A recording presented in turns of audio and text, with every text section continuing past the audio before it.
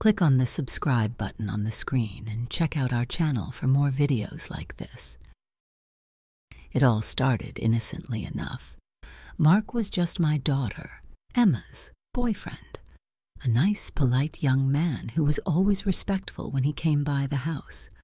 I'd seen them together for a while, but he had never been anything more to me than just Emma's boyfriend. I'd liked him well enough, thought he was a good influence on her, but I never thought twice about him beyond that. He was part of her world, not mine. But then, one weekend, Emma went out of town for a few days with some friends, leaving Mark behind. I knew he would be around. He practically lived at our house half the time anyway, and I didn't mind. In a way, I was glad he had become so comfortable with us.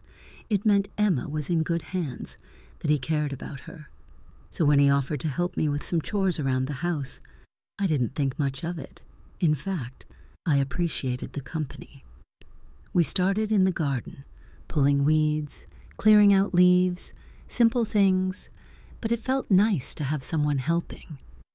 We chatted casually, mostly about Emma and his plans for the future. Mark was easy to talk to, and I found myself enjoying our conversation more than I expected. He had this calm, grounded way about him, and it made me feel at ease. Before I knew it, we had spent hours outside together, laughing and talking as if we were old friends. Afterward, I invited him inside for some lemonade. We sat down in the kitchen, still chatting, and it felt natural. But as we talked, I began to notice things I hadn't before. The way he looked at me, the way he laughed at my jokes, the way he'd listen with such focus. It was subtle, but it was there, and I wasn't sure what to make of it.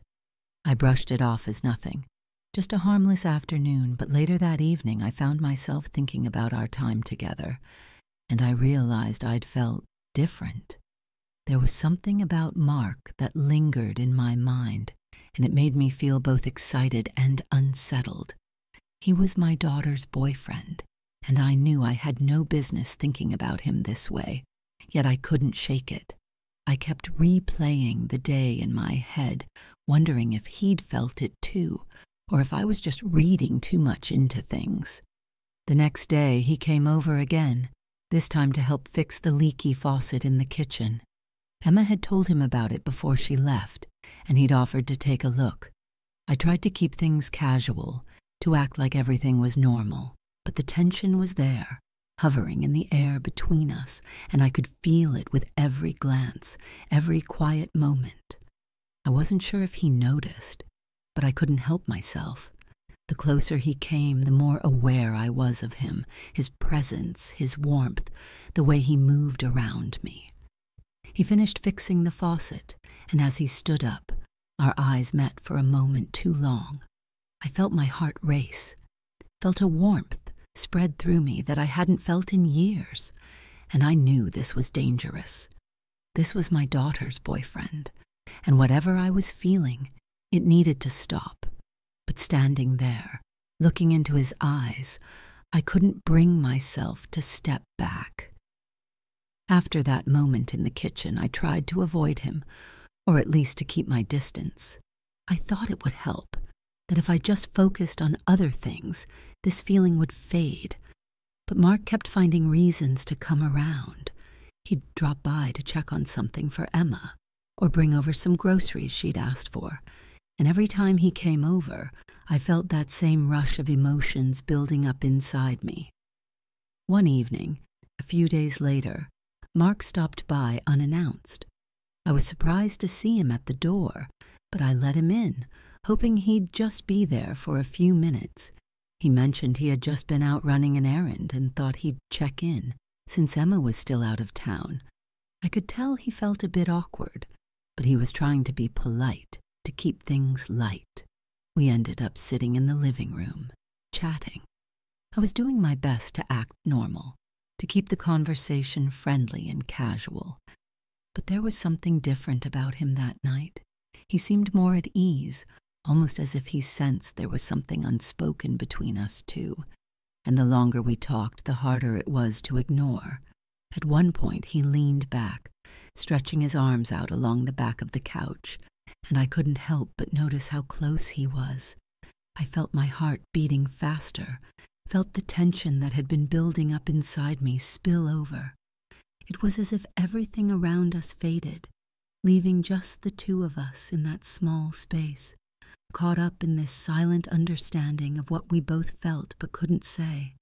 Mark shifted closer, just a small movement, but it felt like a step across a line. I could feel his presence so close to mine, his arm resting just inches away, and I felt a pull, a magnetic force that was impossible to ignore. I should have said something, should have put an end to it right then, but the words wouldn't come. I was too caught up in the moment, in the electricity that seemed to flow between us. He turned to look at me, his gaze intense and searching, and for a moment, I thought he might say something, that he might break the silence and acknowledge what was happening, but he didn't. Instead, he just watched me, waiting, as if he was looking for permission. I could feel my resolve slipping, my thoughts blurring, and all I could focus on was him, his eyes, his closeness, the warmth that radiated from him. But then, as if some invisible force pulled me back, I realized how wrong this was. This was my daughter's boyfriend, and no matter how strong the pull between us felt, I knew I couldn't do this. I took a deep breath, forcing myself to break the gaze, to look away, and remind myself of the boundaries we were so dangerously close to crossing. The moment passed, but the tension still lingered, heavy and unspoken. I knew he felt it too, that he was as caught up in it as I was, but we both knew it couldn't go any further. I managed a weak smile, excusing myself to get some water, hoping the distance would help clear my head. When I returned, he was sitting up, looking as if he too had been snapped back to reality. I sat down again, this time putting a little more space between us, hoping he'd understand that whatever this was, it couldn't continue. We shared a quiet look, a silent agreement, and I knew he understood.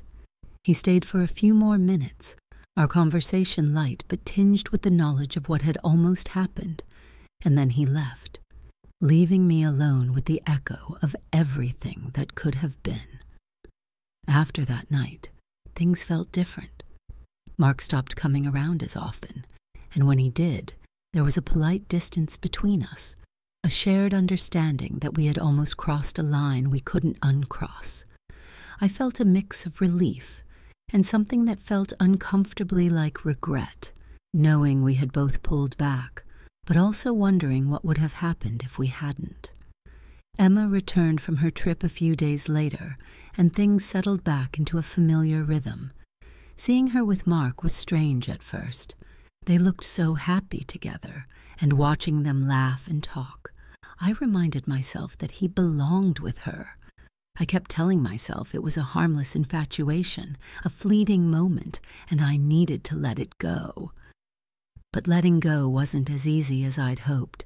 I'd catch myself thinking about that night, about how close we had come, and every time I saw him, a spark of that tension would flare up again, reminding me of everything we had almost shared. I knew it was wrong, knew it was dangerous, but those feelings lingered in the back of my mind, a constant, silent temptation. One evening, Emma had invited some friends over, and the house was lively with laughter and conversation. I stayed in the kitchen, keeping myself busy to avoid spending too much time around Mark. But as the evening wore on, I found myself alone for a moment, and before I knew it, he had walked in, grabbing a glass of water and giving me a small, knowing smile. It was brief, almost imperceptible, but it was enough to stir up everything I'd been trying to bury. I felt the weight of all those unspoken words, all the lingering glances, and I knew he felt it too. We stood there, side by side, neither of us saying a word, but the silence spoke volumes. The pull was still there, undeniable and intense, but we both knew better. We both knew it was something we couldn't act on. Just then, Emma came in, breaking the tension and pulling us both back to reality. She laughed, oblivious, and wrapped her arms around Mark, drawing him into a playful embrace. I watched them together, feeling a pang of guilt and relief, grateful for the reminder of why I needed to keep my distance. As the night wore on, I felt a sense of closure. Mark and I had come close to something neither of us could explain, but it was something that would remain unfulfilled, a secret memory that we'd both carry but never speak of. I'd let it stay as a fleeting moment, something to leave in the past. In the days and weeks that followed, things gradually returned to normal. The distance between Mark and me grew, and I watched him and Emma, happy and carefree, reminding myself that I had made the right choice. It was a chapter that had almost been written, a story that had almost unfolded, but in the end, it remained just that, an almost, and somehow that was enough. Since you enjoyed this video, click on the subscribe button on the screen and check out our channel for more videos like this.